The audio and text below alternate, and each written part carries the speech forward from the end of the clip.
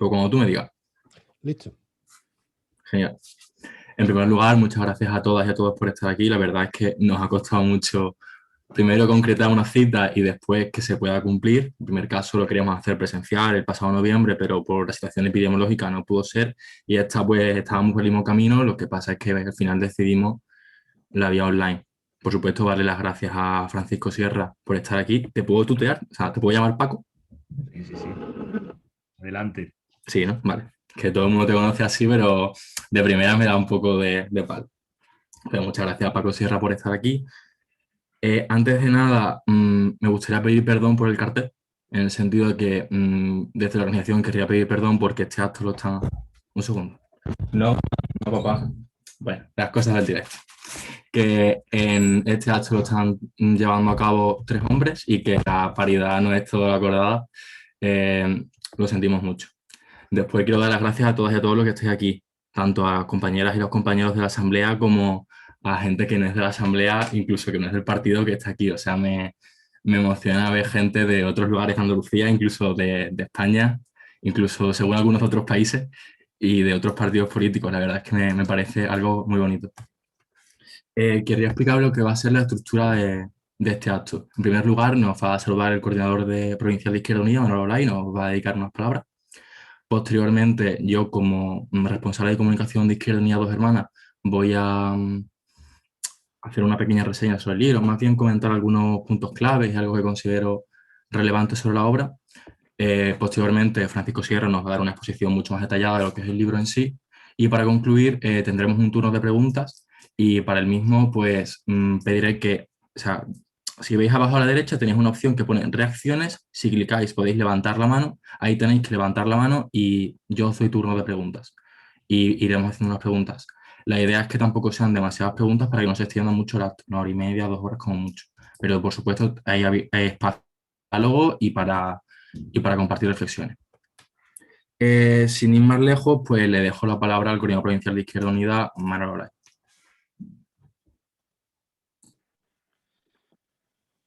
Muy bien, muchas gracias a compañeras y compañeros. A mí me gustaría darle las gracias porque es habitual que evidentemente soy miembro de la Asamblea del Local de Izquierda Unida Dos Hermanas, ¿no? Pero bueno, creo que en este caso es de agradecer porque además creo que cuando acudo a actos con Paco Sierra, que ya ha sido alguna ocasión, pues me resulta muy gratificante, ¿no?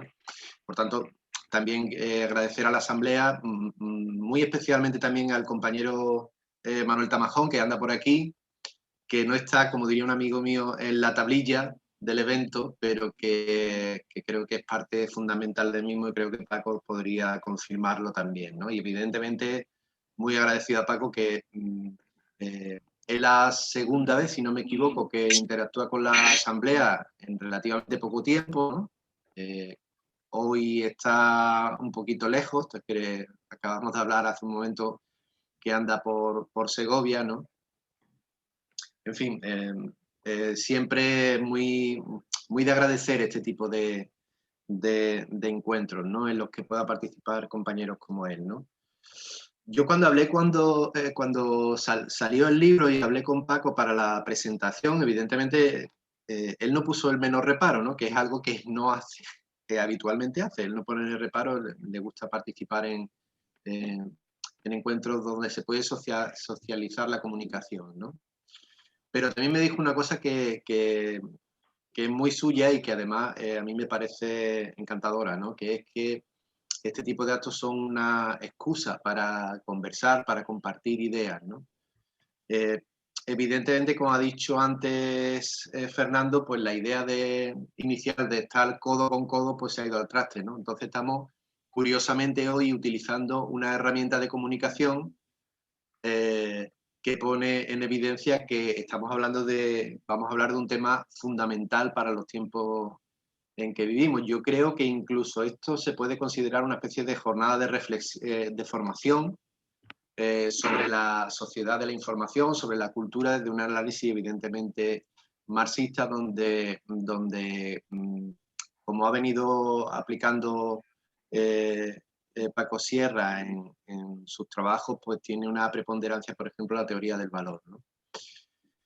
Me gustó mucho, creo que se lo comenté en una ocasión, la presentación del libro que hizo la Fundación de Investigaciones Marxistas con Eddy Sánchez, que por cierto calificó a Paco Sierra como un hombre del Renacimiento, por aquello de que tiene como una de sus motivaciones, por ejemplo, crear grupos de investigación. Yo tengo aquí un libro, porque otra de esas cuestiones de realizar publicaciones colectivas, ¿no? Hay un libro al que fui a su presentación en Sevilla, en el espacio La Barqueta, uno que se llama Neofascismo, la bestia neoliberal, que supongo que lo veis por aquí. Y este tipo de trabajos, yo creo que incluso desde que se ha publicado Marxismo y Comunicación, creo que ya ha habido alguno más, ¿no? Y también hay una cosa que a mí me gustaría destacar de este compañero, que es su militancia política cuando le es posible. Incluso hemos coincidido en alguna cuestión de tipo orgánico, ¿no? Lo voy a dejar más o menos por aquí, porque se trata de que hable él y se trata de que podamos conversar todo, ¿no? Solamente una última referencia, ¿no? Creo que se puede considerar que esta es una obra de filosofía política, ¿no? Que yo creo que lo hace muy interesante teniendo en cuenta que estamos hablando de un tema en el que todas las personas que estamos aquí, pero prácticamente todas las personas que vivimos en este país y en muchos otros países y en casi todo el mundo, somos hoy en día pacientes, en un sentido casi clínico del término, receptores y emisores de la comunicación permanente, desde que nos levantamos y cogemos el móvil hasta que nos acostamos poniendo la alarma del móvil casi para acostarnos al día siguiente, ¿no? Y a mí me gustaría, evidentemente no es el caso, pero creo que Paco Sierra, en encuentros como este, pues al final le surgen muchas historias, ¿no? Que podríamos ir viendo más adelante en el turno de preguntas, ¿vale? Entonces lo dejo aquí y si acaso luego alguna de las cosas que tengo apuntadas, pues las paso al turno posterior. Muchas gracias. Muchas gracias, Manolo. Pues a ver, yo sinceramente, para empezar esta intervención, querría contar cómo yo descubrí este libro, porque la verdad es que es muy, no sé, gracioso. Yo iba andando por Facebook, o sea, yo te va lo típico, bajando con tu móvil por tu Facebook y te encuentras una carátula o un libro así en grande, pantalla completa, que te pone Marxismo y Comunicación. O sea, quien me conoce sabe que el marxismo y la comunicación son como los dos temas que yo llevo trabajando durante, a ver, tampoco mucho, 3 o 4 años, pero no tengo más vida universitaria.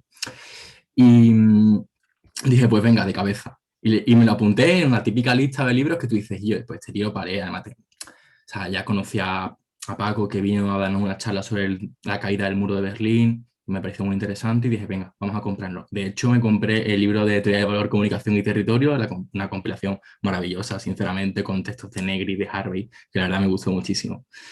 Y cuando Manuel Tamajón me ofreció hace ya 4 o 5 meses exponer, o sea, presentar este libro, para mí fue como, vale, genial, o sea, maravilloso. Y la verdad es que a lo largo de este libro, que lo cogí con muchísimas ganas, ha sido como algo de... No, o sea, no lo entiendo tanto como el típico libro teórico, el típico libro de vamos a exponer muchísimo conocimiento y nos quedamos ahí, sino que es un libro que deja muchísimas interrogantes, pero con una intención claramente de avanzar hacia la praxis. Y es que, o sea, ya hace más de 100 años, Rosa Luxemburgo espérate,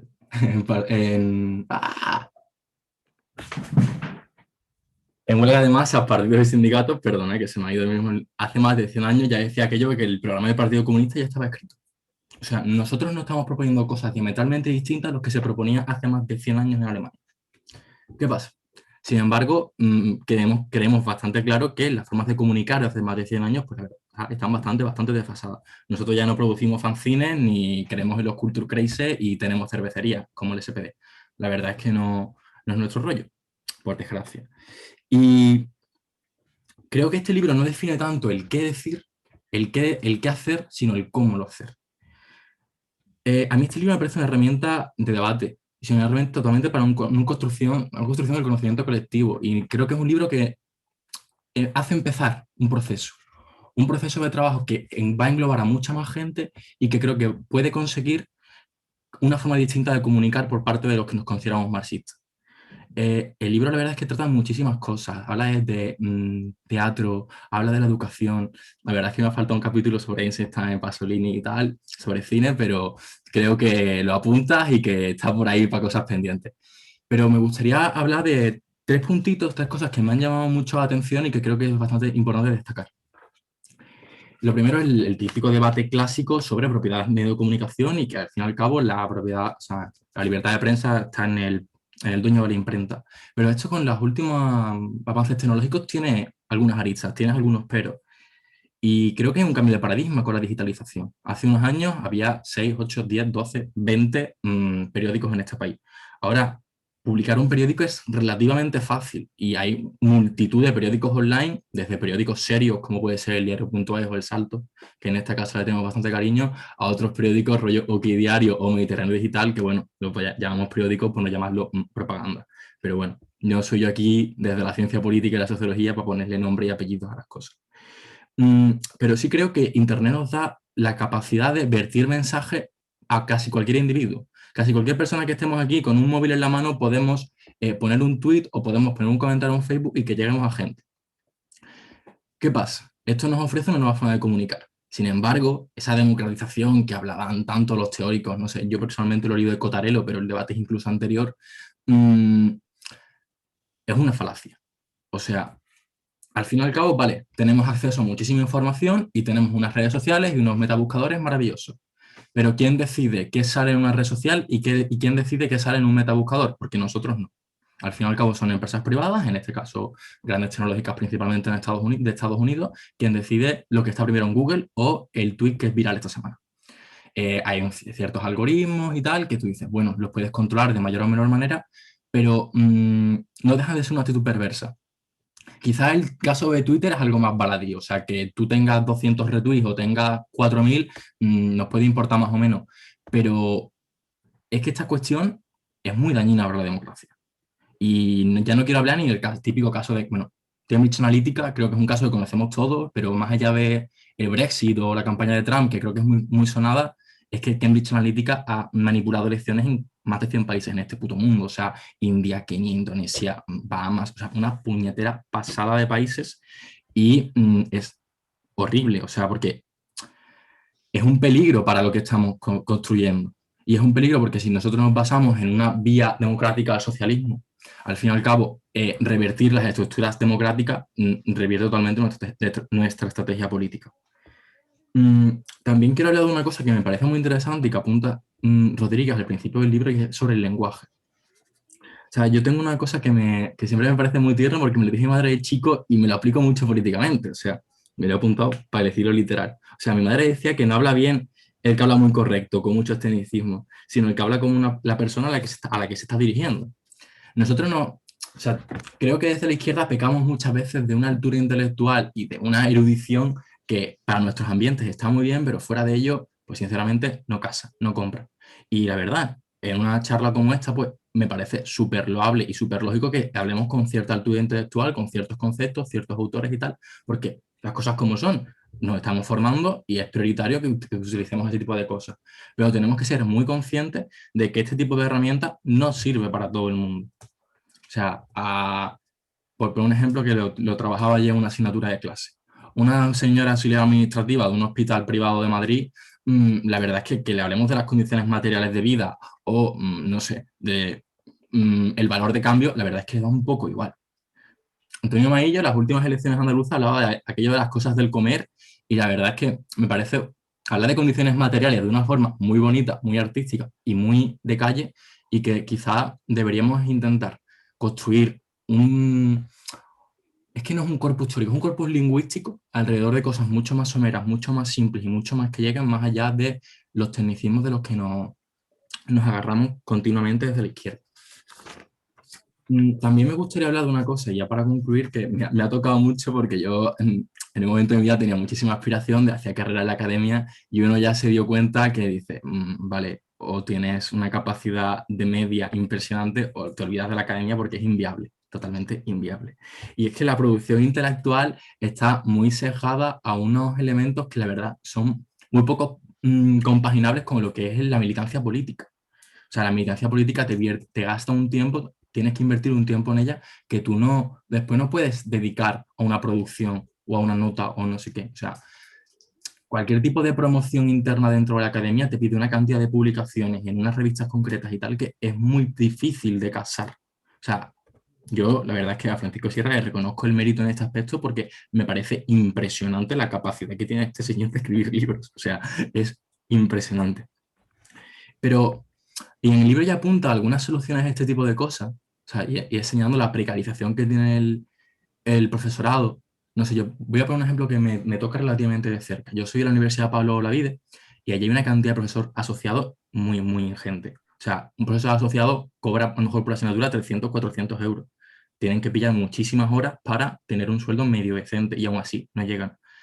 Que después de casi 20, 25 años de tu vida estudiando, tú tengas que ser prácticamente un minorista o ni siquiera llegar, la verdad es que es algo que la academia debería revertir. ¿Cómo? Y esto tú lo apuntas en el libro. El sindicalismo en las universidades es algo que viene, o sea, viene de cabeza y viene a quedarse. Y si bien está muy organizado en el PAS, incluso en el PDI, creo que el sindicalismo es algo que va a llegar a cualquier ente de la universidad y que va a construir núcleos de poder muy fuertes. Y aquí los partidos políticos van a tener su hueco y nosotros tenemos que estar ahí. Pero también creo que desde los partidos políticos, desde las fundaciones y organizaciones que están ligadas a los partidos políticos, en nuestro caso vamos a hablar de la FIM, de la que usted es miembro, pero también de la FEC, que me consta que me tiene cercanía con ella, pues dar medios para que se construya trabajo teórico tanto de la gente que ya está consolidada en lo que es el trabajo, la producción académica, como de nueva gente que está progresivamente entrando, porque si no, hay una barrera de entrada muy grande y es muy poco atractiva para la gente de nuestra organización entrar en espacios así de construcción colectiva porque no, o sea, al fin y al cabo tenemos que comer y es muy difícil comer de ese tipo de cosas. La verdad es que yo me quedaba con aquí. Bueno, quería comentar una cosita más que me pareció muy interesante sobre Bolívar Echeverría, que la verdad es que no lo conocía para nada. Nosotros en la tradición marxista estamos todo el día hablando del valor de cambio, de la plusvalía, del conflicto capital-trabajo, pero la reflexión que hace en el libro sobre el valor de uso y sobre cómo, al fin y al cabo, el valor que tiene el objeto por sí mismo y no por su valor de cambio, valga la redundancia, me parece terriblemente interesante. Es algo que desde mi perspectiva muy europea de marxista, la verdad es que no lo había tenido en cuenta en ningún momento y la verdad es que me ha descubierto un campo que me ha parecido muy interesante. Yo por mi parte acabo aquí. Y la verdad es que pues me toca presentar a Francisco Sierra. Yo pienso que es una persona que se presenta sola. Pienso que es una persona que cualquier persona que esté ni siquiera en el partido, sino cerca del partido, conoce tanto por su vida académica como por su vida política, porque es una persona con terrible, o sea, un terrible compromiso político con el Partido Comunista de España, con Izquierda Unida, con el mundo obrero también, o sea, y en su obra se ve perfectamente el compromiso que tiene y es una persona además que no esconde su ideología, o sea, que no le da miedo a ponerse su etiqueta, hola, soy marxista. Mientras que eso pasa muchísimo en la Academia Española, de bueno nos quedamos en, vale, soy de izquierda, izquierda del PSOE, izquierda transformadora, pero no nos ponemos esa etiqueta. Paco Sierra es profesor en la Universidad de Sevilla, en la Facultad de Telecomunicaciones, de hecho es catedrático de esa facultad. Su asignatura, digamos, clave es Historia de la Comunicación. Aparte de eso, y la verdad es que podría decir multitud de cargos y multitud de obras y tal, pero me voy a ceñir que es el presidente de la Unión Latina de la Economía y la Información, la Comunicación y la Cultura, ULEPIC, como han dicho antes de las 7, que de hecho empieza mañana el Congreso en Segovia. Pues sin demorarme más, le doy paso a Francisco Sierra para que nos diga de qué quiere hablar. Muy bien, muchas gracias, Fernando. Gracias a todos, a toda la organización, a todos los compañeros, militantes, a todos los camaradas que, como en el caso de Manuel, pues han estado en la organización de este evento, que como hablábamos con Manuel ahí, pues es verdad que lo hablamos hace un tiempo se ha ido postergando por la coyuntura que estamos atravesando, pero siempre es una buena ocasión compartir y pensar juntos. No voy a ocupar mucho tiempo en la lógica monólogo, porque estoy seguro que querrán plantear más un diálogo sobre temas de comunicación, pero sí apuntar varias cuestiones. Voy a empezar por lo anecdótico, porque a veces lo concreto y anecdótico tiene categoría para entender por qué la importancia de pensar la relación entre marxismo y comunicación. Hoy tenía una reunión de trabajo, una comida, con un catedrático de la Rey Juan Carlos, y me llamó la atención un tema que la verdad es que no soy consciente, pero ahora lo comentaba Fernando, así que lo voy a retomar. La pregunta es cómo un académico con esa producción, catedrático, con esa trayectoria, se señala, ¿no?, esta expresión muy popular que utilizaban nuestras abuelas y nuestros padres cuando íbamos al colegio: hijo, no te señales, no te destaques, ¿no? Él me formulaba la pregunta, que era un poco rara avis, de que teniendo la trayectoria académica, cómo me señalaba, ¿no?, con esa militancia, con esa disputa gramsciana en el ámbito de la academia que siempre hemos desempeñado. Yo la verdad lo veo un poco natural, pero no lo vi cuando tuve que hacer el ejercicio de cátedra y empecé a pensar el recorrido intelectual de 30 años de trabajo de estudio, como alguien de la clase obrera, de Leganés, de cinturón rojo industrial, de hijos de emigrantes granaínos, criado en un barrio obrero, hijos de obreros, pues termina accediendo por primera vez a la universidad, termina logrando becas y haciendo carrera académica. Se puede hacer, Fernando, carrera académica, independientemente del contexto, que no es nada propicio para ello, a pesar de lo que explico en el capítulo sobre capitalismo cognitivo, y termina catedrático. Yo en mi ejercicio hablé justamente sobre una ley que existe en educación por la selección de clases, que estudió entre otros Basil Bernstein, por lo cual los hijos de la clase obrera difícilmente acceden a la educación superior y mucho menos a ocupar cargos de prestigio académico o a hacer carrera académica. Igual que hay la variable género y otras variables de tipo racial, la de clase sigue operando, con distintos matices. Pero esa reflexión, la relativa a ser académico, catedrático y marxista en una universidad, la española, profundamente antimarxista, y en el que hubo un proceso de depuración, ahora que estamos recuperando la memoria histórica, en la que perdimos pues, a grandes intelectuales como Wenceslao Roces, el propio Adolfo Sánchez Vázquez, que hace poco en la FIN hacíamos un homenaje en Antiquarium, en las setas, como Fundación de Investigaciones Marxistas. Es decir, la academia española después de la dictadura, pero quizá antes, no ha sido muy propiciatoria de recoger todas las vanguardias en todos los campos, también desde el punto de vista filosófico, el rechazo al marxismo en forma sistemática. No voy a contar la historia de Manuel Sacristán porque ya la conoce. En ese horizonte, si hablamos de los estudios de comunicación, el antimarxismo es mayor, porque las facultades de comunicación en España surgieron de la Iglesia Católica y del régimen franquista. Los catedráticos, profesores, eran reconvertidos del Ministerio de Información y Turismo, de viejos censores, o, como se suele decir irónicamente, de escribidores o emborronadores de artículos de opinión al servicio del régimen de la dictadura. Esos fueron los que fundaron los estudios de comunicación y empezaron a formar a generaciones posteriores con autores de origen incluso fascista, es decir, de la Italia fascista, de la Alemania nazi, a la hora de pensar qué es la comunicación, una nueva ciencia que requiere ser pensada. Por tanto, si hablamos del contexto español, esa relación entre marxismo y comunicación es materialmente imposible. Si hablamos también de la tradición de la izquierda, ha habido poca teoría sobre la comunicación desde una perspectiva marxista, desde una perspectiva emancipadora. Así que en ese escenario, hace aproximadamente 10 años, me di a la tarea de empezar a sistematizar desde Marx a la Escuela de Frankfurt, a autores contemporáneos como Zizek, los aportes más relevantes para una teoría marxista de la comunicación. En ese proceso y al presentar el libro colectivo que planificamos con David Harvey, el de Teoría del Valor, pues Tomás Rodríguez, el editor de ACAL, me dijo: oiga, su libro Teoría del Valor me encantó, pero es que no hay nada sobre marxismo y comunicación. Y me encargó preparar este libro, que tiene dos partes muy diferenciadas, como habrán visto. Una primera parte es un poco recuperar las fuentes teóricas.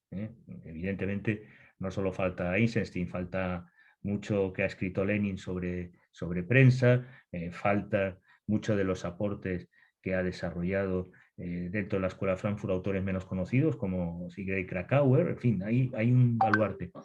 Pero la idea sería fundamentar una serie de conceptos clave y de ideas desde el origen del debate del marxismo, recordando que además Marx era un periodista y se ganaba la vida como periodista, y aunque despreciaba el oficio por lo que implicaba y por el tiempo que le quitaba de la elaboración de filosofía y de economía política, realmente gran parte de su construcción teórica se la debe al periodismo. Los artículos de coyuntura para New York Tribune le permitía procesar datos de diferentes partes del mundo para entender la lógica del capital. Y no podemos entender su filosofía sin ese trabajo periodístico. Bueno, esa primera parte es sentar un poco las bases conceptuales, teóricas y también de método de la perspectiva marxista aplicada a la comunicación. Y la segunda, que era el reto que hablé con el editor, es pensar hoy qué sería una perspectiva marxista o qué problemas podemos dibujar. La recuperación de Bolívar es porque uno de ellos es el valor de uso, especialmente en las redes de intercambio, en la que no hay prestación económica, aunque sí hay valor. Hablamos de las redes sociales. Pensar esas dinámicas nos ayuda a comprender la lógica de captura que utiliza el capital en procesos de cooperación social ampliada como las redes digitales, ¿no? Y en ese ámbito, pensar también mucho de los retos. Hablaba antes Manolo de la sociedad de la información. Lógicamente, se trataba de discutir tres ejes fundamentales: capitalismo cognitivo, nueva etapa del desarrollo capitalista basada en la información y el conocimiento. Por eso discutimos el papel de los trabajadores intelectuales, de los profesores universitarios. Es el debate que tenemos ahora con las patentes, ¿no? Investigación científica, que se apropian grandes corporaciones, con un ejército de reserva mal empleado, especialmente en países como España, que no ha tenido una sistemática política científica y, por tanto, de apoyo a los investigadores, ¿no? Entonces, el I+D, las políticas científicas, las biotecnologías, pero también las tecnologías digitales están confluyendo en un nuevo sistema de explotación que hay que estudiar. Podemos discutir si es válido o no este concepto que algunos neomarxistas aplican de capitalismo cognitivo, pero son problemas fundamentales. Es un problema central la sociedad de la información, porque golpes como el de Bolivia no han surgido de la nada, se han instrumentalizado. Hablabas de Cambridge Analytica, bueno, pues toda Cambridge Analytica y algunas otras grandes empresas, o el movimiento de extrema derecha de Moment, de Steve Bannon, tiene una articulación fundamentalmente a través de las redes. La promesa de la sociedad de la información era ir a una Alejandría electrónica, una suerte de democracia, renacimiento, ilustración, por la capacidad descentralizada que tienen todos los usuarios de acceder a información y conocimiento. Pero nunca como hoy la población ha estado tan desinformada, y nunca como hoy es tan fácilmente manipulable a través de lógicas como el efecto burbuja, el aislamiento, que es una de las características de la doctrina del shock, que nos permiten desconectar de la realidad, desconectar de otros y de algún modo ser domesticados o manipulados. Y un tercer eje, que es pensar la cultura digital, es decir, hay nuevas prácticas culturales, hay nuevos procesos de producción vinculados a las nuevas tecnologías que la teoría marxista tiene que estudiar. Primero, rompiendo con el fetichismo, porque hay cierta teoría marxista, hablo del neomarxismo italiano, de Toni Negri, de algunos que tienden a dar una visión un poco idealizada de Internet. Por ejemplo, el debate que tenemos hoy día: Internet no se puede regular. Bueno, sí se puede y se debe regular. Internet no es un espacio libre. Al contrario, la lógica que prevalece en Internet y en la cultura digital es el principio de tierra de nadie, no más LAN, en el que las grandes corporaciones, los GAFAM, imponen sus criterios y reglas. Por ejemplo, retirar la cuenta o cerrar la cuenta de Twitter del presidente Trump. No lo decide un juez, no lo dice un poder democrático, no lo dice un consejo ciudadano, no lo dice un espacio u órgano de representación que pueda aplicar unos criterios y un protocolo. Lo decide directamente una corporación y sus accionistas, los propietarios de ese medio. Bueno, estamos en un nuevo horizonte en el que se cambian las culturas, los procesos de producción, y que de la perspectiva materialista tenemos que problematizar y dibujar nuevos escenarios. Así que el libro tiene una parte de sociología del conocimiento, qué debates ha tenido el marxismo sobre la comunicación, lo más importante, ¿no? La escuela de Frankfurt, Marx se ocupó poco. Recuperamos una serie de principios que son importantes para pensar desde Marx la comunicación. Pero sí hay escuelas como la de Frankfurt, que se han ocupado ampliamente, autores como el filósofo Althusser, que sí dedicaron bastante trabajo, y lógicamente filósofos como Gramsci, que influyeron en toda la nueva izquierda, que por primera vez desarrollaron comunicación alternativa, comunicación popular. Esos debates, en términos de sociología del conocimiento, de historia de las ideas, está reconstruido para aterrizar en nuestro presente y ver los problemas y contradicciones que estamos dibujando y en el que hay que desarrollar de algún modo un debate a profundidad, básicamente sobre redes sociales y la forma de captura de valor que implementan estas redes, los GAFAM, básicamente.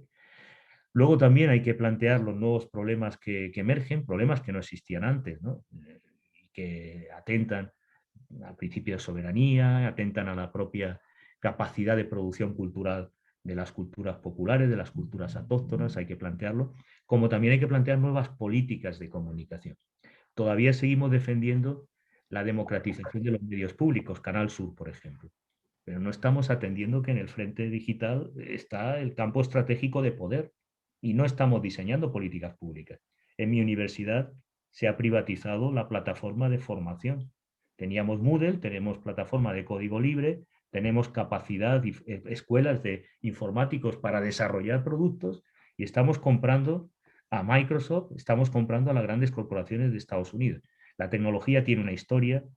Este libro, como todo texto, tienen pretextos, tienen contextos, tienen procesos de construcción de conocimiento y en este caso, cuando hablamos de disputa del código, también las tecnologías presuponen no solo la descualificación de la fuerza de trabajo, sino también relaciones de poder asimétricas. Por ejemplo, la dependencia que tiene la Unión Europea respecto a Estados Unidos.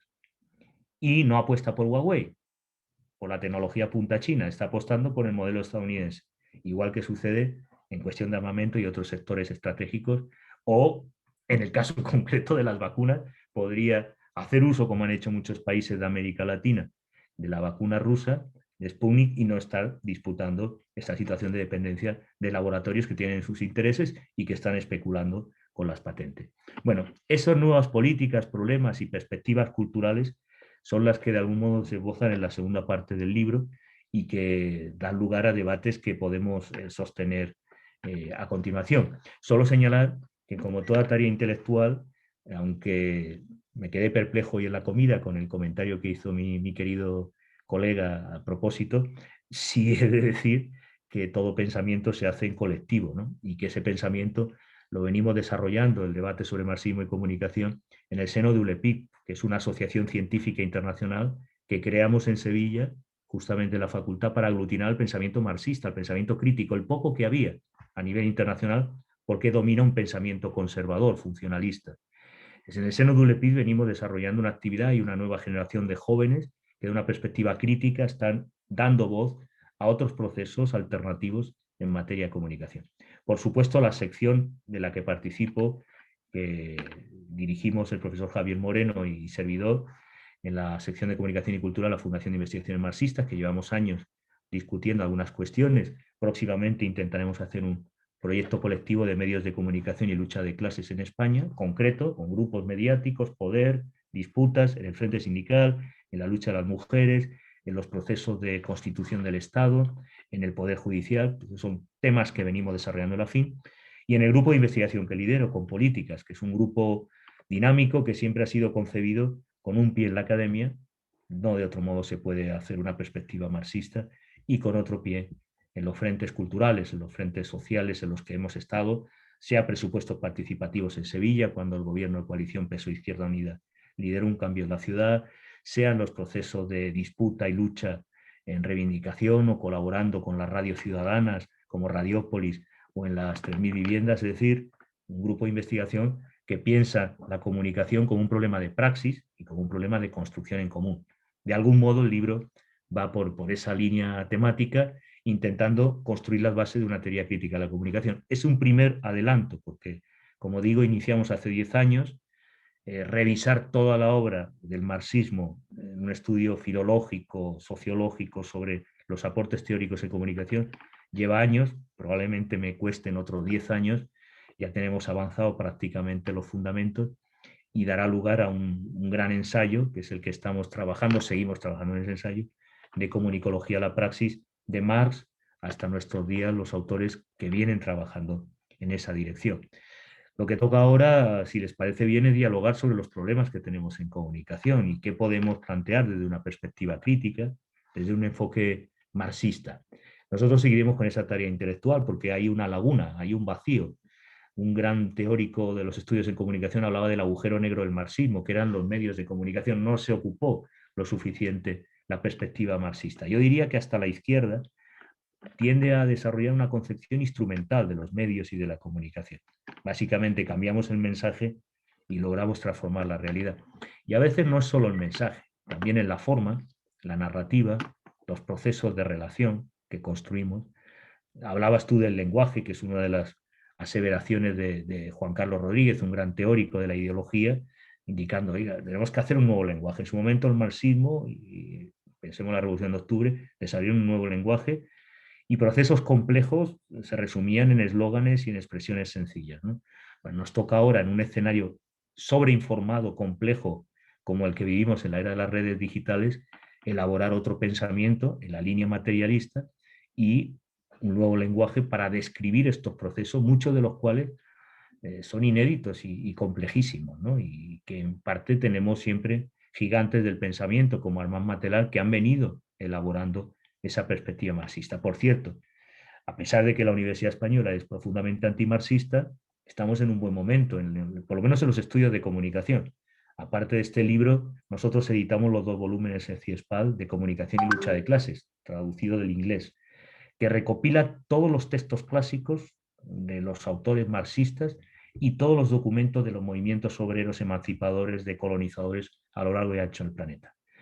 Dentro de poco, el siglo XXI editará los prólogos a esos 2 volúmenes que elaboró Armand Matelar y dentro de poco también, dentro de ULEPIC, editamos un volumen de teoría y metodología de la economía política, es decir, el enfoque de cómo analizar el poder de la información en nuestros días. Y ese volumen, que será publicado aproximadamente en primavera, pues será un aporte más a tener herramientas teóricas y método, por lo menos en la academia, que no existía, para un análisis crítico materialista del poder informativo.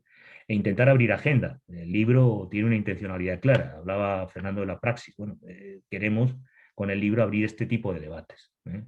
Evidentemente es un texto académico, es un ensayo de filosofía política, de crítica teórica a la comunicación, pero la idea es que con este libro podamos abrir espacios en agrupaciones, movimientos sociales, asambleas, para pensar la comunicación de una perspectiva emancipadora. Ese es un objetivo práctico y ese es el cometido también de convocarnos a una sesión como la de hoy. No hablar tanto del libro o de mi libro, como hablar de los problemas que tenemos en la comunicación contemporánea desde una perspectiva crítica. Lo dejo ahí, si os parece, y abrimos el diálogo, que siempre es más productivo que los monólogos, ¿no? Pues genial, muchísimas gracias, Francisco. Si alguien quiere empezar con alguna pregunta, ya, o sea, repito el procedimiento. Ahí tienen que darle a reacciones, si te sale levantar la manita. Bueno, ya la ha levantado Fran. Mira, Fran, ponte Fran Parejo, no te pongas Fran García, que sufro. Tienes la palabra. Es que mi padre sigue existiendo. No es mi problema. El pobre es el gran olvidado siempre. Pero bueno, primero agradeceros esta presentación, esta exposición de todo de este tema, que yo creo que es un tema que a día de hoy ocupa mucho espacio en cualquier debate o en cualquier tertulia en nuestro día a día. Como dijo antes Manolo, la comunicación es algo que hacemos durante todo el día, desde que nos levantamos hasta que incluso ponemos alarmas en el móvil, porque ya se ven pocos relojes de mesita de noche.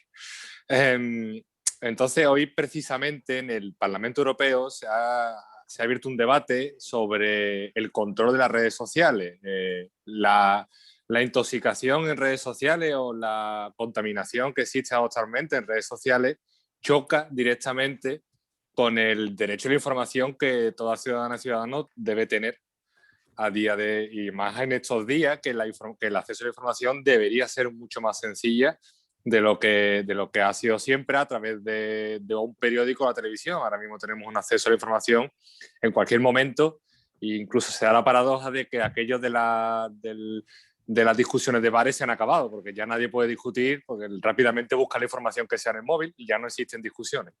Entonces, hoy precisamente estaba diciendo que se ha debatido eso en el Parlamento, Pero claro, desde un punto de vista práctico, lo que se hablaba de hacer un frente antifascista para evitar esa contaminación de las redes sociales, eso en lo práctico, ¿cómo sería? Porque siempre se ha hablado que capar o intentar de alguna forma filtrar la información que nos llega a través de redes sociales o internet es como ponerle puertas al campo, es algo muy difícil y además al final estamos en manos de las grandes corporaciones que controlan las redes sociales. Si tiene que esa gran corporación tiene que querer que eso se controle. Entonces, a día de hoy, esa iniciativa, esa necesidad, ¿cómo sería posible hacerla si fuera posible? ¿Cuál es nuestra propuesta o la propuesta o cuál debería ser nuestra propuesta para que la información que nos llega a través de redes sociales o evitar la contaminación sea posible? Y perdón por lo extenso que he sido, pero es que me sale solo. Bueno, es una cuestión que abordas, Frank, que es la habitual cuando surgen estos debates, ¿no? Hablaba yo antes del principio de tierra de nadie. Todo el poderío de Silicon Valley y de los GAFAM está sostenido en el concepto falso de innovación. Para garantizar el desarrollo tecnológico es necesario el, digamos, liderazgo de la empresa privada que tienen capacidad para desarrollar. Y se confunde, y esto es una norma habitual que una perspectiva marxista no puede aceptar, la técnica con una, digamos, suerte de deus ex machina, de algo místico que nos trasciende y que no podemos gobernar, lo que no es verdad. Es decir, toda tecnología que es un producto cultural, que es un producto humano, se puede regular. En el caso concreto de los GAFAM, hay muchas medidas que se pueden implementar. Primero, leyes antitrust, anticoncentración. Que hay que recordar que Bruselas, desde los años 90, ha liberalizado todas las telecomunicaciones, ha privatizado las pocas empresas públicas que había de telecomunicaciones, pero es que además ha apostado por una falsa idea, y es que frente a la competencia de operadores extranjeros, fundamentalmente Japón, si hablamos de la comunicación, fundamentalmente Estados Unidos y Japón, vamos a fortalecer nuestros grupos nacionales o nuestros grandes grupos europeos para que ganen volumen y puedan competir con estos grupos.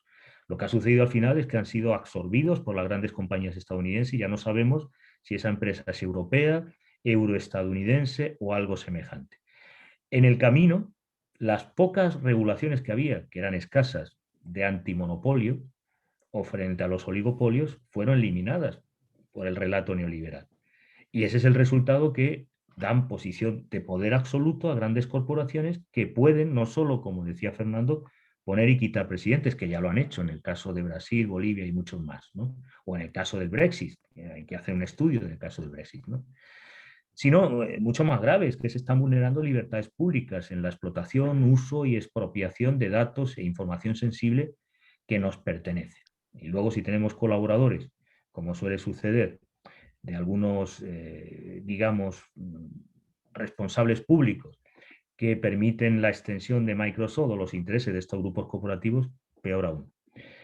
Primer ámbito, regulación. Necesitamos leyes antitrust, necesitamos regular este sector que está desregulado. Segundo, necesitamos organismos democráticos. ¿Quién no ha dicho que no puede haber consejos ciudadanos que fiscalicen los contenidos en las redes? No tiene o no pasa todo por el Ministerio del Interior, que tiene competencias. Podemos crear consejos de ciudadanía en el que estén los sindicatos, las asociaciones de consumidores, de usuarios de Internet, agrupaciones culturales, para que vean en qué sentido está afectando esos contenidos. Si hablamos, por ejemplo, de discurso xenófobo, racista o de extrema derecha y fascista, están identificados los nodos, son fácilmente identificables quienes vulneran la ley. Siempre se nos dice que con el Código Penal se pueden atajar estas violencias y en la práctica no se interviene ni actúa, y no solo en España, en otros contextos. Pues aparte del Código Penal que existe, hay institucionalidad democrática que podemos crear. Y luego está el tercer frente, que sería el cultural, de cómo enseñamos a hacer un uso inteligente, cómo desarrollamos las competencias digitales de la ciudadanía, con materias obligatorias en la educación básica, en la primaria o secundaria, y después también con programas fuertes del Estado para tener una ciudadanía crítica, que hagan un uso inteligente y eviten la manipulación a través de las redes. Para mí la fundamental son las primeras y las segundas medidas, las medidas de leyes de regulación antimonopolio y las medidas relativas a una institucionalidad democrática que fiscalice.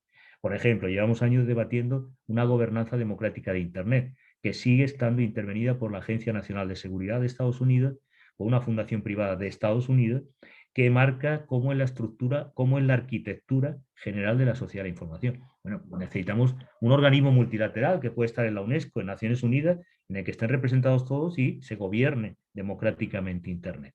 Y luego en cada país con instituciones representativas que fiscalicen. No digo que eso vaya a evitar 100% mensajes nocivos, tóxicos, que alteren el clima social, que afecten a la cultura de nuestros jóvenes. Pero lo que desde luego no mejora, sino que empeora cada vez más, es el modelo de desregulación con este discurso, que además es falso, de que no se puede intervenir y no se puede regular. Se puede intervenir y se puede regular. Y hay numerosos países, no vamos a citar a China, que es muy obvio, o a Cuba, se puede regular, se puede establecer. Hay que hacerlo democráticamente y desarrollar institucionalidad para que ese proceso de regulación obedezca.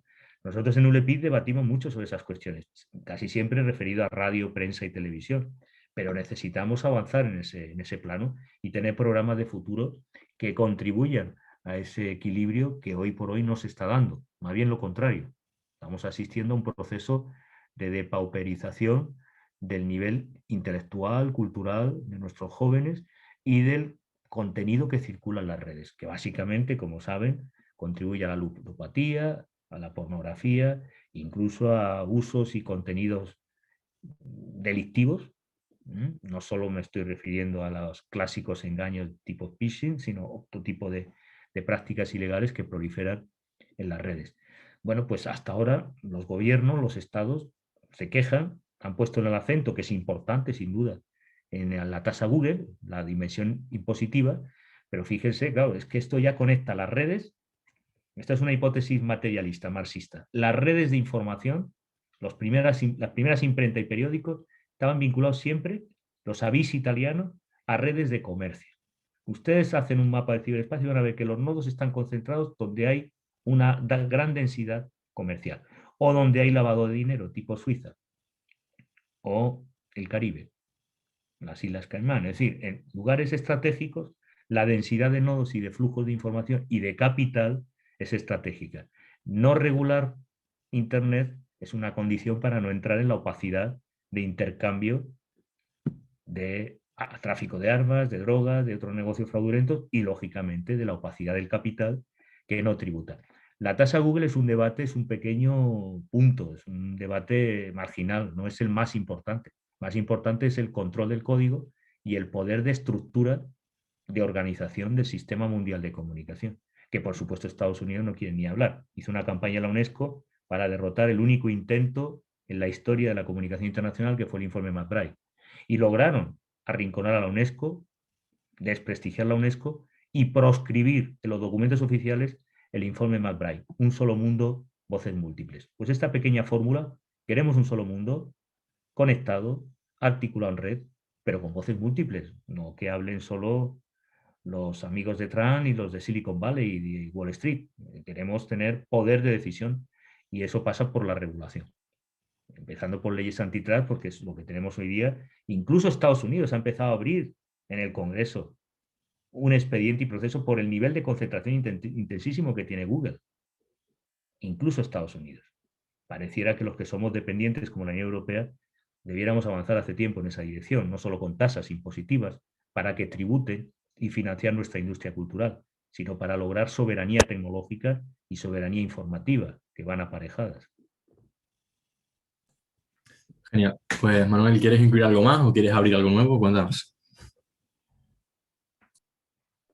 Bueno, yo voy a ir a apuntar algo nuevo. En verdad son dos preguntas diferentes, pero que van en la misma línea, ¿vale? Francisco, tú en la primera parte del libro, hablando o citando a Juan Carlos Rodríguez, dices que el mensaje de la izquierda no llega a la gente, que nuestro lenguaje es menos ruido. Entonces la pregunta sería, ¿cómo o qué tenemos que hacer desde la izquierda, desde el marxismo, para transformar ese ruido en un mensaje claro y crear contrahegemonía? ¿Vale? Y la segunda, que también va casada con ella, que también hablas en el libro de la falsa ilusión, que también has dicho, ¿no? Antes hablando, la falsa ilusión del Internet que creaba una sociedad del conocimiento, pero como la brecha digital se carga en verdad la democracia. Entonces, ¿hasta qué punto los poderes públicos, evidentemente, quieren que esa brecha no exista? ¿Vale? Porque a ellos, como tú acabas de decir hace un momentito, les interesa un pueblo sumiso, no crítico. Entonces, ¿qué podemos hacer, por un lado, para crear contrahegemonía con nuestro discurso y, por otro lado, hacer pedagogía y transformar esa sociedad acrítica y que se traga fake news, de las que tú también hablas en el libro, para transformarla en una sociedad crítica y que transforme el mundo, que al final es de lo que se trata el marxismo? Bueno, no sé si tengo respuestas para todas las preguntas que me formula Manuel. Voy a intentar hacer algunas reflexiones. Una sobre el lenguaje, ¿no? Yo creo que desde la izquierda lo que tenemos que replantear no es tanto el lenguaje, en el que, por cierto, estamos muy atrapados con las llamadas políticas de representación y el giro lingüístico. Esto no lo digo en términos filosóficos, lo digo en que gran parte del debate en la izquierda tiene que ver con políticas de representación. Y eso no es la perspectiva marxista, nos caracteriza por pasar de la representación a la acción, a intervenir, a la praxis, ¿no?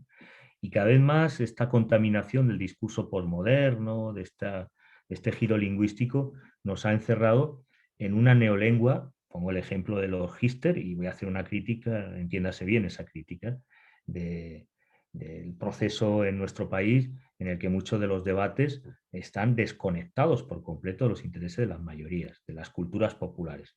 Entonces, un aprendizaje que tenemos que llevar a cabo es recuperar pues cosas que, por ejemplo, el PC tenía en su momento, ¿no? Las casas del pueblo, los lugares, las tertulias, los espacios comunes de convivencia, menos clicactivismo y más comunitarismo en espacios que habían caracterizado la izquierda. El tiempo que estemos en las redes, ahora por necesidad de la pandemia, pero son tiempos en los que no estamos construyendo lo común, en el sentido de espacio, lenguaje y construcción. El lenguaje no se puede definir a partir de un ensayo o una interpretación intelectual, es lo que emerge a partir de las prácticas mancomunadas.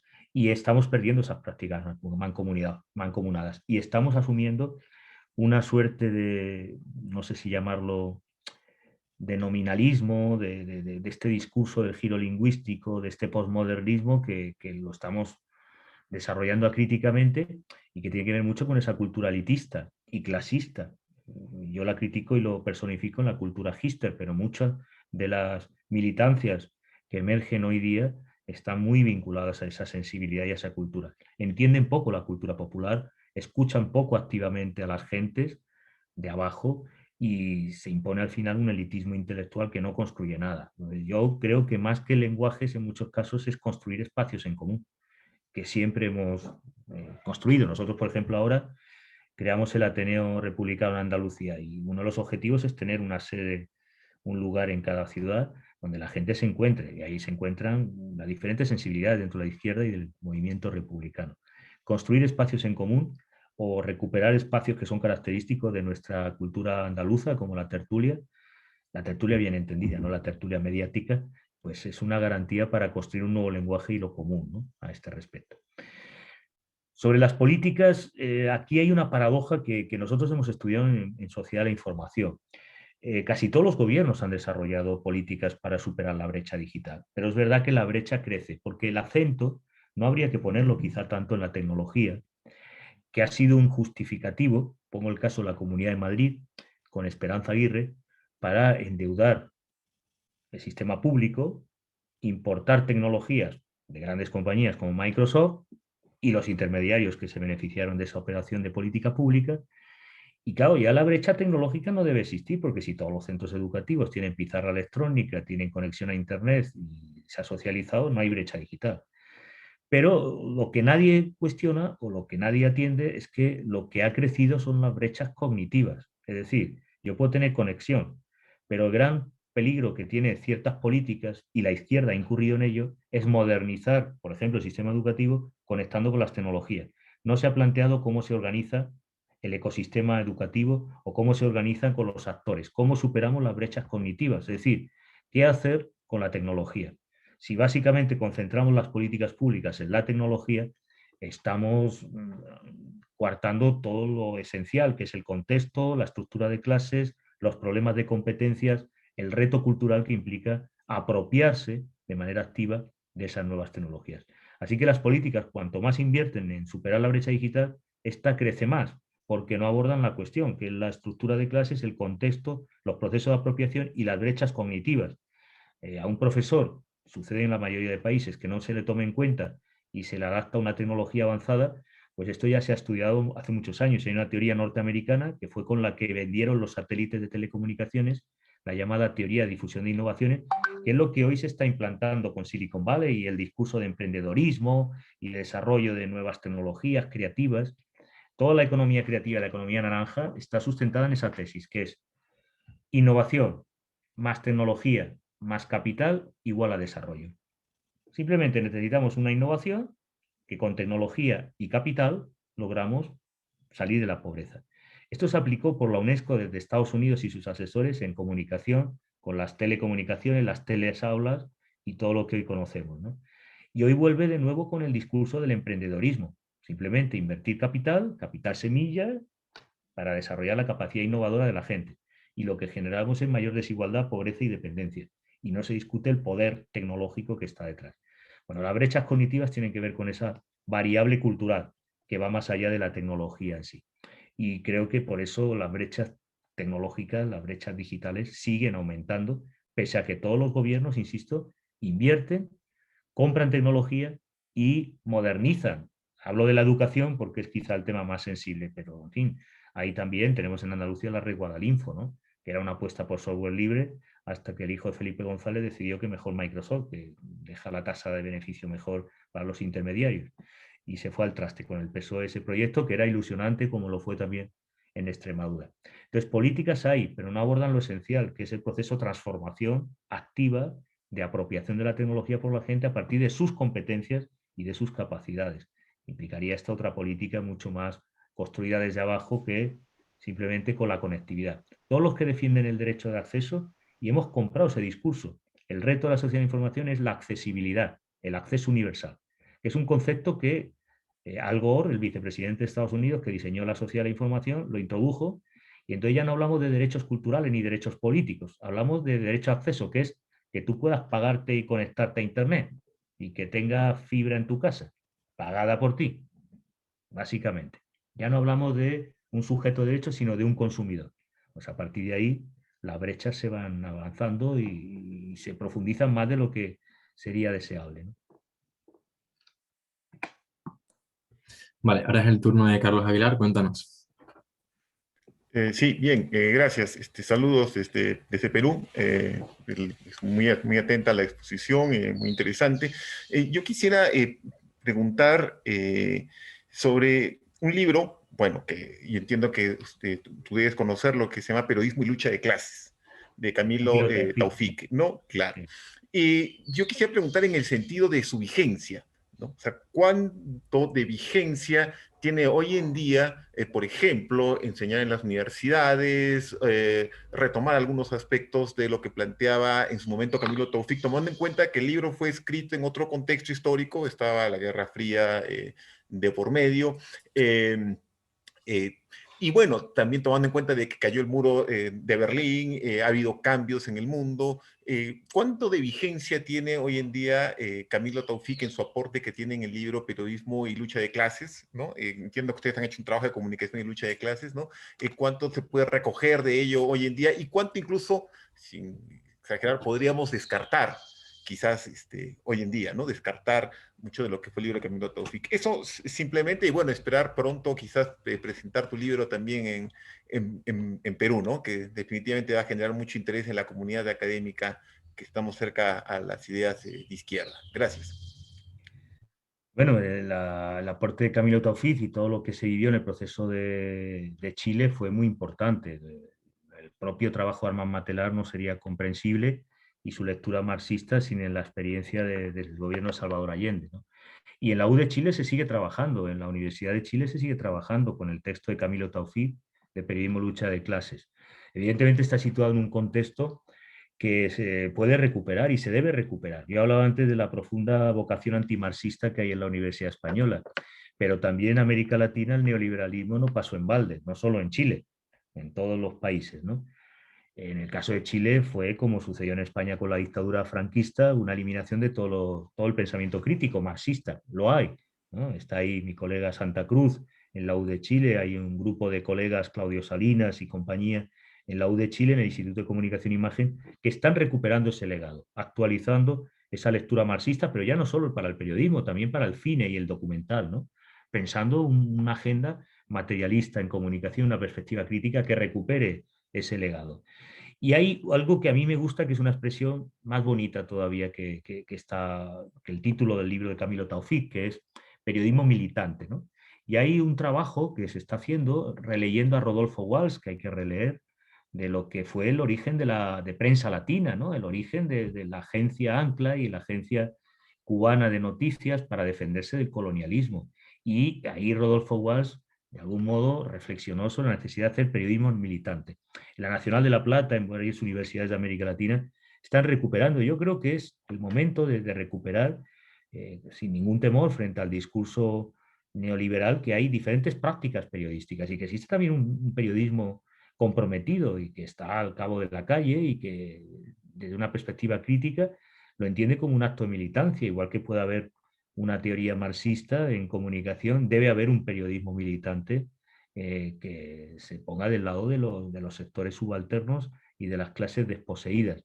Entonces, esa lectura creo que es importante retomarla y aprender también lo que sucedió con los medios de comunicación en Chile, es decir, con un proceso de transición pacífica al socialismo, y el papel de la ITT, que es similar al que tiene AT&T hoy día o al que tiene, en este caso, Google o Facebook para amparar procesos golpistas como el que tuvo lugar contra Dilma Rousseff en Brasil, ¿no? Entonces, ese legado yo creo que no está desaparecido, pese a más de 2 décadas de neoliberalismo en las universidades latinoamericanas. Recuperar ese legado se debe hacer y se hace, ¿eh? Por lo menos en algunas universidades como La Plata se viene haciendo. En Europa, lamentablemente, hablo de España, ese periodismo se niega, prácticamente ha sido marginal o episódico. Algunos relatan en la transición, periodismo ideológico, pero es un tema que por lo menos nosotros en Mundo Obrero intentaremos recuperar. Recuperar no solo, me refiero, ese discurso del periodismo militante, sino también hacer talleres y formación de lo que podría ser otra práctica del periodismo vinculada a la lucha de clases y a la militancia activa. Y esto independientemente de la caída del muro. Es decir, el texto de Camilo Taufik era muy de intervención y así hay que leerlo, pero da pautas también para poder entender otra lectura distinta de la práctica periodística, tan legítima como la que se hace habitualmente por señores que dicen ser periodistas como Francisco Marhuenda, ¿no? Y otros casos semejantes, ¿no?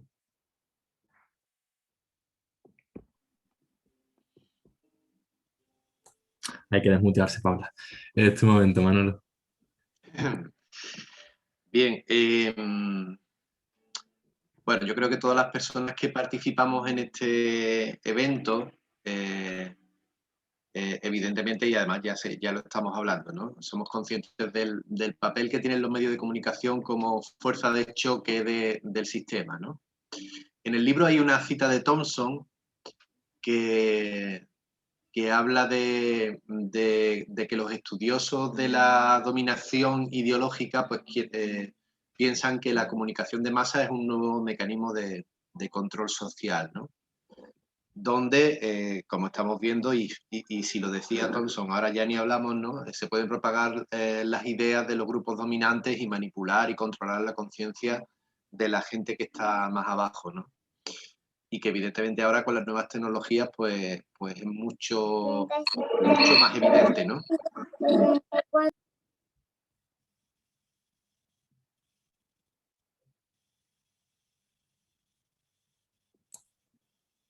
Manolo, te has muteado, no sé si queriendo o sin querer. Ha sido el anfitrión, dice, el anfitrión me ha silenciado. No le ha gustado lo que estaba diciendo. Intentaba silenciar a un ruidito que había por ahí. Ya lo sé, Sí. ya lo sé. Bueno, la pregunta por dónde va, ¿no? En el fondo, por lo público. Las personas que creemos en la importancia del dominio público, del servicio público, la verdad es que lo tenemos bastante complicado, ¿no? Inmediatamente antes que yo, ha hablado una persona que viene o sea, que está en América Latina.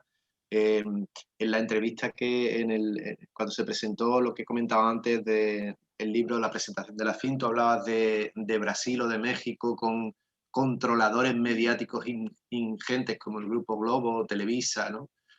El intento del País aquí de ser el periódico del régimen del 78, ¿no? O lo que ha hecho, o la labor tan maravillosa que hizo Urdaci en televisión española, ¿no? O el tema de Telemadrid, Canal Nou, los oligopolios. Mi pregunta va en este sentido, ¿no? El papel de lo público en un momento actual en el que tenemos canales para todo, pero tenemos menos diversidad que nunca, y la pérdida de peso de los medios públicos es brutal, ¿no? Y creo que ese análisis, para quienes defendemos lo público, la verdad es que lo tenemos complicado, ¿no? Por ahí va un poco la cuestión. ¿Qué piensas tú sobre este respecto, ¿no? Muy complicado. Hemos tenido que crear una plataforma en defensa de Canal Sur por el recorte que ha promovido Vox y el gobierno de la derecha, pero es intenso. Por ejemplo, todos piensan que La Sexta es un canal progresista y lo que no sabe quiénes son los propietarios, pero no solo quiénes son los propietarios, sino que han empezado ya a través de Neutral a hacer una campaña sobre lo que nos cuestan los medios públicos. Pues bien, los medios públicos en España son los peor financiados de toda Europa, son los que menos recursos tienen, y dentro de ellos, si hablamos de Canal Sur, el que menos financiación tiene en proporción a territorio, población y, digamos, nivel de producción que tiene que atender. Desde la reforma de la ley de Zapatero hubo una serie de recortes y medidas, no solo el retiro de la publicidad para Radio Televisión Española, sino para favorecer al duopolio televisivo, con la esperanza, como siempre, de que en las campañas electorales pues sean más o menos benignos con el partido en el poder. Bueno, esa es una mala política porque hay tres sistemas de comunicación en el mundo: el japonés, el estadounidense, que es de base local, y el europeo. El europeo siempre ha sido estatal y es el que ha regulado los medios de radiotelevisión como servicio público esencial. Esa doctrina jurídica, que es la que nos distingue como sistema de comunicación, ha sido dilapidada fundamentalmente por Bruselas. Bruselas, a través de comisarios como Mario Monti, empleado de Berlusconi, empezó a hablar de interés general. ¿Recuerdan con cascos el debate sobre el fútbol e interés general? Bueno, esos debates venía a decir que, hombre, esto de que la televisión y la radio sea un servicio público esencial es de interés general. O sea, puede haber medios públicos, incluso se puede explotar de manera privada, pero lo que se trata es de destruir o de eliminar un adversario para los grupos privados. En las últimas reformas en España se ha perdido en cuanto a cuota de influencia, de rating, en torno al 20%. Es decir, ya la presencia de los medios públicos es marginal. Y la estocada final es la de externalización. Hay un proceso, yo estos días publicaré un texto en el grupo Yoli sobre el futuro de los medios públicos, en el que justamente la ley que se está tramitando en el Parlamento sería ya la estocada, porque autoriza incluso la externalización y la explotación de servicios informativos, como sucede ahora en estos momentos en el Canal Sur, con la productora Secuoya y con el programa de Teodoro León Gros. Bueno, pues eso lo hacen normalmente los servicios informativos, no se externaliza. La ley que viene por delante no solo liberaliza la publicidad, no solo permite esa externalización, sino que va a permitir que los medios públicos, nosotros lo tenemos protegido por estatuto, puedan ser explotados privadamente, como se ha planteado antes también para los hospitales. Si los sectores públicos que quedaban todavía, como la educación, como la salud o como la comunicación, se tratan de privatizar por todos los medios, bien con la gestión o externalizando y terciarizando servicios. Y en esa situación estamos. Por eso, cuando hablaba de los GAFA, defender el dominio público es estratégico, porque ahí no jugamos todos, es el dominio de ámbito. Tenemos varios problemas. Muchas generaciones jóvenes, educadas en el neoliberalismo, con un hálito de la aureola del libertarismo, defienden posiciones neoliberales. Cuando hablan de los comunes, rechazan el papel del Estado, es decir, el sistema público o la regulación pública. Y esto se da cada vez más en colectivos que defienden Internet no debe ser regulado, el Estado no debe intervenir, desde posiciones libertarias, pero que terminan defendiendo las mismas tesis neoliberales. Entonces, digamos, el descrédito del Estado y de lo público y del propio servicio público es el que nos dificulta, en este caso en la comunicación, defender, incluso teniendo una tradición en Europa, a diferencia de Estados Unidos, claramente el servicio público. Es el modelo ABC, de la RAI, de la RPT portuguesa, la nuestra, Radio Televisión Española. Bueno, ese modelo está siendo atacado, pero está siendo atacado desde Bruselas y a través de los duopolios que tenemos aquí de manera interesada. Así que prepárense para la campaña que ha empezado ya con Neutral, indicando cuánto nos cuesta. O recuerden la crisis del 2008, que prefieren un quirófano o una estación de televisión. Un quirófano, ¿no? La salud antes que la televisión. Pero esa no es la dicotomía, porque después también se va a privatizar el quirófano, ¿no? Ese es el problema de fondo. Entonces tenemos que defenderlo. Nosotros hemos creado una plataforma en la que está todo el sector, por primera vez en Andalucía, ha habido una plataforma que está todo el sector profesional, sin exclusión. Todo el sector cultural, directores, productoras de cine. Estamos invitando y han participado desde Facua, todas las organizaciones de la sociedad civil. Y vamos a intentar movilizarnos con la dificultad que tenemos, ¿no? Ya tenemos prevista una cita con el director de Canal Sur, con el director general, Mellado, para denunciar la manipulación y el deterioro del sistema público, ¿no? Pero hay que defenderlo y hay que educar a las generaciones que la comunicación no es algo libre de consumo sin más, es un servicio esencial. Si no hubiera Canal Sur, la información local no existiría, hay muchos servicios y contenidos, ¿no? Y programas de tipo cultural que hoy disfrutamos no son posibles en los medios privados, nunca lo van a ser, nunca lo fueron, ¿no? De algún modo. Así que sí que es un momento difícil para defenderlo porque los ataques desde Bruselas han sido muy duros y llevan desde finales de los 80 con ese discurso. Y han logrado avanzar mucho. Incluso en la percepción de que esto de la comunicación es un tema de consumo y uno se suscribe a Netflix o se suscribe a HBO y consume lo que le apetece. Pero no, es mucho más que eso. En juego está la democracia, ¿no? Y la libertad informativa. Bien, pues Sandy, cuéntanos, ¿qué nos quieres decir? A ver si puede, que está ahí peleando con los auriculares, no nos escucha, ahora sí nos escucha, ahora sí. Venga, Sandy. Perdona, que tenía un imprevisto de última hora justo cuando iba a hablar. Lo primero, muchas gracias a los organizadores del evento y, por supuesto, a Francisco por su intervención y por todas las cosas que nos está aportando, que me parece súper interesante y además importante. Y bueno, yo no me quería ir tampoco mucho del tema, pero sí es verdad que tiene una duda de, como sé que usted es profesional de los estudios universitarios de comunicación, desde el plan Bolonia, desde el grado universitario, quisieron introducir medidas específicas con perspectiva de género en los estudios universitarios, a modo de asignaturas o a modo de introducir la perspectiva de género general. Y le quería preguntar si usted ha visto algún tipo de cambio desde el comienzo del plan Bolonia hasta el día de hoy en esa introducción de medidas, si de verdad ha habido algún tipo de avance en lo que es el feminismo dentro de los medios de comunicación y bueno, todo lo que usted pueda aportar dentro de su experiencia, si ha habido algún cambio. Muchas gracias. Muchísimos cambios, ¿no? Yo organicé el primer con políticas, con el grupo de investigación, hice el primer seminario sobre teoría feminista y comunicación que dio lugar a un libro que coordinaron dos profesoras, Alicia Reigada y María José Sánchez Leiva. Lo puedes encontrar sobre teoría feminista, comunicación y crítica. Eso fue el resultado de un seminario, reuní a las pocas investigadoras que había en España, que había muy pocas, ¿no? Había 4 o 5 investigando desde esta perspectiva crítica, ¿no? La reunimos en Sevilla y sacamos el libro. Entonces, en la universidad, hablo por lo menos en la Universidad de Sevilla, ¿no? Y en las universidades andaluzas, no había prácticamente investigadoras que trabajaran el tema, ¿no? No sé si por fruto de la política del gobierno de Rodríguez Zapatero, pero lo cierto es que sí empezó a darse prioridad en política científica y empezó a haber proyectos de I+D sobre la representación de género. Nosotros estábamos muy por detrás del ámbito anglosajón, donde los estudios en comunicación y género, desde una perspectiva feminista, estaban muy asentados. En España no. Ha sido muy tardío. Pero hoy día, por ejemplo, nosotros tenemos en el máster de investigación en comunicación y cultura hay una materia específica de estudios de comunicación y género. El proyecto que tiene el ministro Castells incluye que haya materias transversales, no sé si obligatorias u optativas, en el mapa curricular, ya no para estudios de comunicación en general, ¿no? En todos los estudios y titulaciones. Una materia sobre el tema de igualdad de género.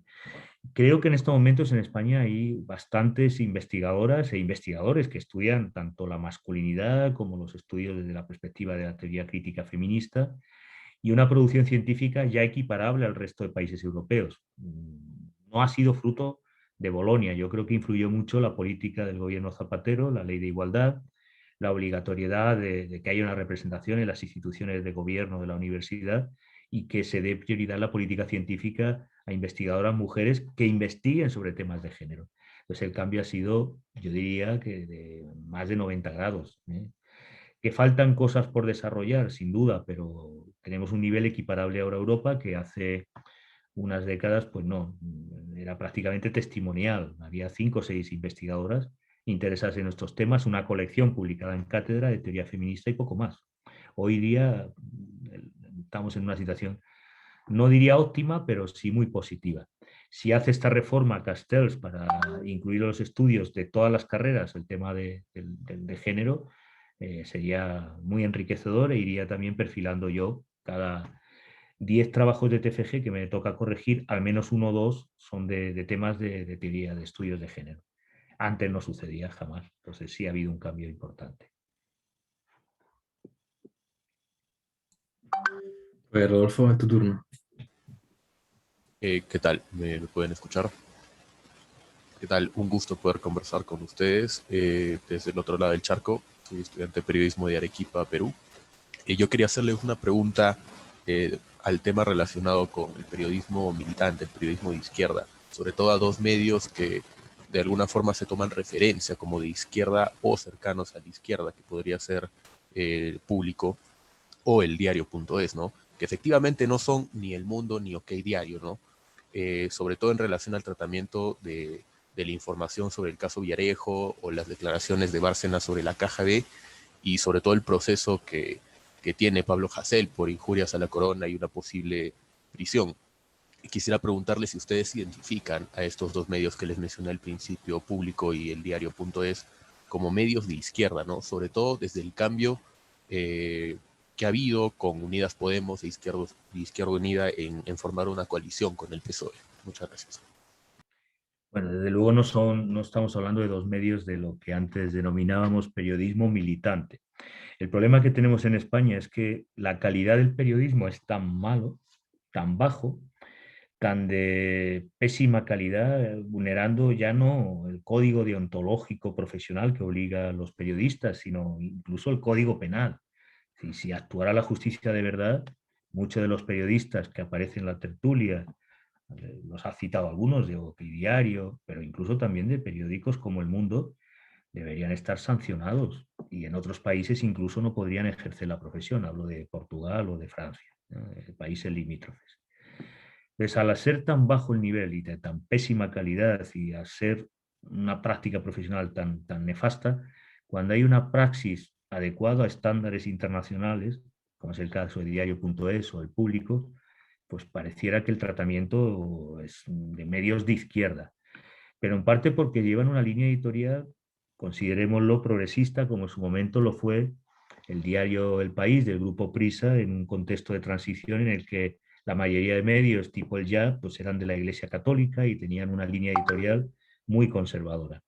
Entonces yo diría que el tratamiento de estos medios se sale de la norma habitual del periodismo hoy día, en el que incluiría, no puedo comparar el diario El País con el OK Diario, pero el diario El País, hay que recordar que con Antonio Caño directamente insultó a líderes del PSOE, insultó a líderes de la izquierda, que tuvo un tratamiento con un lenguaje y un procedimiento que vulnera ya no el código deontológico del periodismo, vulnera a su propio libro de estilo, el propio libro de estilo que tiene El País. Bueno, ese es el modus operandi que han tenido los medios periodísticos en España. Y cuando hay excepciones, que las hay, yo creo que este es un buen momento, a pesar de la realidad de lo que hegemónica o de forma mayoritaria la línea o la tónica habitual del periodismo, pero estamos en un momento de emergencia del periodismo satírico, de medios como Mongolia, de iniciativas por primera vez cooperativas, ¿no? Como Marea, como El Salto, y periódicos que tienen un tratamiento muy equiparable a lo que debería ser el buen periodismo, ¿no? Independientemente de su línea editorial. Yo creo que sí son progresistas, pero no lo consideraría un periodismo militante o de izquierdas, simplemente porque mantiene una pauta y un tratamiento poco habitual en el tono medio que domina el oficio y que hay que recordar, en fin, es importante reseñarlo. Las facultades y escuelas vinieron de donde vinieron y muchos de los maestros de periodistas y de los medios vienen de la dictadura, igual que el poder económico y financiero. Pues esto se ha traducido en un concepto del periodismo, yo diría casi feudal, y domesticado. Cuando surgen otras cabeceras que tienen un tratamiento diferente, pues tienen éxito y en el caso de Diario.es incluso se van a exportar, se está exportando a otros países como Argentina, justamente porque hacen lo que demanda la población, información de calidad contrastada, cumpliendo con una serie de protocolos y estándares de procedimiento y calidad que son exigibles a la profesión periodística, pero que no es lo normal. España es una anomalía. Hace poco me entrevistaban en un periódico en la última hora y lo señalé, digo, ¿no? Es que España no puede ser equiparada a Europa. Somos el único que no tiene un consejo regulador estatal que fiscaliza los medios, tenemos un tratamiento y una programación de una calidad ínfima que cuando vienen extranjeros se sorprende. Nosotros lo hemos naturalizado, pero no hay que naturalizarlo. Hay que cuestionar esa lógica y señalar que hay alternativas, que se puede hacer buen periodismo y además ser redituable, ser buen negocio. Si es que no está reñido. Ahora, cuando vamos a hacer caja de manera fácil, y de manera fácil quiere decir convirtiendo los periódicos a través de los fondos de reptiles y la publicidad institucional en altavoces de intereses partidarios, pues ahí ya no estamos hablando de periodismo militante, estamos hablando de otra cosa. Vale, pues si os parece bien, le doy la palabra a Antonio Muñoz. Si alguien más quiere hablar, que levante la mano, pero cerramos los turnos ya, para no demorarnos mucho. Bueno, yo primero, gracias por haber organizado esto, que me parece un foro necesario, y más ahora con el tema del COVID, que estamos aún más obligados a estar aislados, ¿no? Por la superioridad. He llegado tarde porque no he podido conectar antes bien por el móvil, y hasta que se ha quedado libre el ordenador de mi casa, pues no lo he cogido a la mitad. Entonces no sé si me he perdido algo, alguna reflexión, y si es el foro para pedírtela, Francisco. Una reflexión sobre la incomunicación en el marco de la izquierda, que nos comunicamos a través de grupos de WhatsApp, a través de boletines, a través de cosas, ¿no? Y entonces, de pronto hemos abrazado las tecnologías, y yo personalmente le tengo una...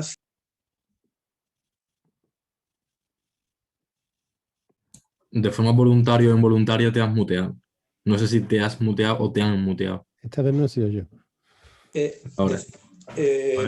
Decía que me he salido de varios grupos de WhatsApp, de mi cofradía, de mi sensibilidad social, de mi militancia, porque pienso que es un modo incorrecto de comunicarse, ¿no? Al final te has perdido una reunión o te has perdido una idea, pero joder, si lo dijo Manolito el miércoles en el WhatsApp, no lo leíste. Y entonces los grupos de WhatsApp yo creo que se han convertido, pero me gustaría una reflexión tuya, quizás a falta de un manual de utilización del grupo de WhatsApp, pues se ha convertido en una fuente de confusión, en el que yo, la gente con la que me relaciono, de toda gente de izquierda y demás, pues están en 10 o 15 grupos de WhatsApp, donde al final la noticia de que la princesa Leonor se vaya a estudiar no sé dónde, pues resulta que están los 15 grupos. Entonces, claro, al final aquello se satura y al final dejas de ver tantísimo grupo de WhatsApp. Y la noticia importante que ha metido alguien de que es que mañana hay una concentración a las 5 en torno al tema de la República, pues resulta que pasa desapercibido o no te acabas de enterar en el grupo de WhatsApp. Luego me gustaría una reflexión un poco sobre esa fantasía que había hace 5 o 10 años de, joder, ahora con Internet, la democratización, tal y cual, aquí si podemos acceder a todas las informaciones, si hay, fíjate qué web, que puedes acceder a todos los textos marxistas, te conectas no sé dónde y tienes allí desde Rosa Luxemburgo hasta Francisco Sierra, ¿no? Entonces, una reflexión sobre eso, si pudieras concretar algo. Y después, alguna recomendación o alguna experiencia que pudieras dejarnos aquí, digamos, de consejo o reflexión histórica, datos que puedas tener desde el punto de vista del campo científico de la comunicación, sobre cuando estamos militando en un campo. Yo durante un tiempo en Comisión Obrera de Sevilla, 40.000 afiliados, miles de conflictos, y donde he estado viviendo huelgas que no conocía nadie. Huelgas tan importantes como la ayuda a domicilio, por ejemplo, en la ciudad de Sevilla, que las trabajadoras se paralizaron porque tenían unas condiciones terribles, llevaban meses, y no aparecía esa noticia prácticamente en ningún lado. Y tú le decías a alguien del PC o dije, oye, la huelga, sí, hay una huelga, joder, pues no me he enterado. Y era una huelga que era importantísima, no porque yo estuviera en esa huelga, sino porque era un dato objetivo, ¿no? Había miles de trabajadoras, había miles de viejos, ancianos y tal, y ancianas que no estaban siendo atendidos, etc. Y nadie se enteraba. Por no hablar ya, y ahora ya termino, en la batalla que estoy ahora ya jubilado y abandonado el tema de comisiones, que es la batalla del Sáhara, donde hablas con alguien de la izquierda, que es pro-saharaui, por supuesto, que le parece perfecto, y le dice, oye, ¿te has enterado de que se ha roto el alto fuego? Que Marruecos, joder, en fin, ha roto el alto fuego. Gente de izquierda, ¿no? Gente que lee los periódicos y no lo sabe. Obviamente no porque sea un desastre de personas, sino porque ¿quién ha informado sobre el alto el fuego roto por Marruecos netamente? ¿Quién ha hablado del Guerra? ¿Quién está hablando de la represión en las cárceles marroquíes? Segundo muteo. No, te has cortado. No. Ahora sí. Entonces, la reflexión, y termino, es cómo hacer, digamos, para la gente de base, que estamos en una pelea, la que sea, yo en el Sáhara, pero otros estarán en, yo qué sé, en Izquierda Unida de Dos Hermanas, cómo vender lo que se está haciendo, ¿no? Allí en Dos Hermanas. ¿Qué experiencias hay, ¿no? Nosotros hemos empezado modestamente un boletín de noticias. A mí el término newspaper no me gusta, me parece que un boletín de noticias me parece que es una buena traducción. Pero no sé, a lo mejor hay otras mejores, alguna otra experiencia que tú pudieras dejar. Perdón si me he extendido. Muy bien. No, gracias, Antonio. Un placer verte. Estamos en el barrio, pero a veces no nos encontramos. Rara vez podemos ver virtualmente. Bueno, son dos reflexiones que están relacionadas, ¿no? Yo últimamente estoy escribiendo mucho sobre el tiempo informativo, ¿no? Una de las conclusiones más evidentes es que las nuevas tecnologías han acelerado nuestra experiencia, ¿no? Y que hay movimientos de slow information, de tiempo lento, que necesitamos, porque muchas veces en la acción política todo se precipita o se llegan a conclusiones erradas, en buena medida porque el flujo de información es aceleradísima en tiempo real. Esto produce efectos perniciosos para el propio sujeto, ¿no? No podemos procesar tanta cantidad de información, de tantos chats, de tantos grupos, y ocupa tiempo de vida, ¿no? Por eso yo abogaba antes por la necesidad de recuperar espacios comunes. Y aquí no se trata de hacer un discurso contra la tecnología, sino necesariamente de equilibrar el flujo de información con los tiempos de vida. Recuperar, por ejemplo, algo que era tradición de la izquierda, que eran los ateneos o las casas del pueblo, los espacios comunes, y un tipo de intercambio de información y de interacción no mediatizada por la tecnología. Esto no significa ir a una dicotomía, tecnología sí, tecnología no, sino insertar las tecnologías en procesos más amplios y más ricos de interacción, de socialización. Si perdemos esto, tenemos dos problemas. La información acelerada, que no se procesa, termina desubicándonos. Perdemos nuestros enclaves, ya no los enclaves ideológicos, sino nuestros enclaves vitales, nuestra capacidad de vida, ¿no? Y se está dando cada vez más. Nosotros tenemos ya serios problemas con los estudiantes universitarios a la hora de concentrarse en un aula. No resisten una narrativa de más de 45 minutos o una hora. Bueno, necesitamos recuperar la narrativa, porque si perdemos la capacidad de narrar, perdemos también la capacidad de proyección histórica.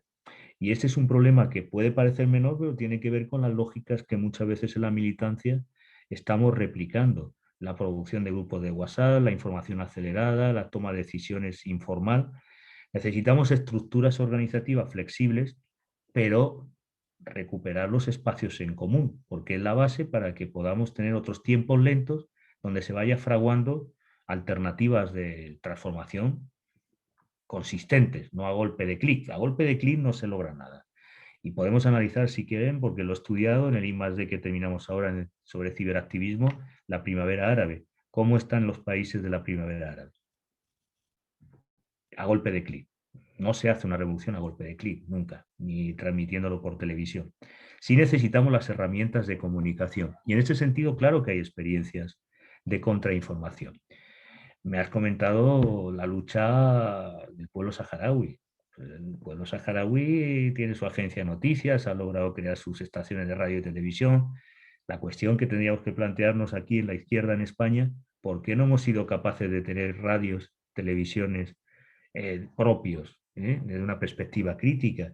Yo he estado asistiendo a varios periódicos como los que nacieron en su momento como La Calle, ¿no? Con Lugones y toda esta gente que apoyaba al PC, para reflotar diarios que muchas veces fracasan antes de salir, ¿no? Hubo un intento reciente de Mundo Obrero Radio, que ahí desarrolla su actividad. Quiero decir que gran parte del fracaso que hemos tenido es que no hemos sido capaces de articular políticas de comunicación en el entendimiento micro, es decir, tener una estrategia de medios y de comunicación propia.